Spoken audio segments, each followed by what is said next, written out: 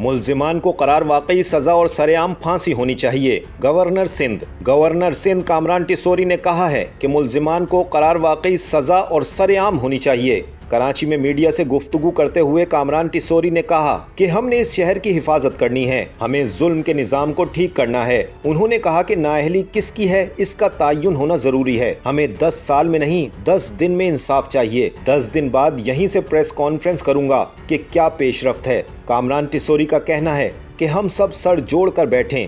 बिलावल की press conference के बाद यकीन से कहता हूं कि वो चाहते हैं कि शहर में बेअमनी ना हो। गवर्नर सिंध ने कहा कि आला अदलिया और सिंध हाई कोर्ट के चीफ जस्टिस से अपील करता हूं कि खुद ये केसेस देखें। मुजरिमों को सुकून से नहीं बैठने देना, उन्हें जमानत नहीं मिलनी चाहिए। उनका मजीद कहना है कि इन केसेस को मैं बतौर गवर्नर खुद मॉनिटर करूंगा। शहर कायद को लावारिस बनाया गया है।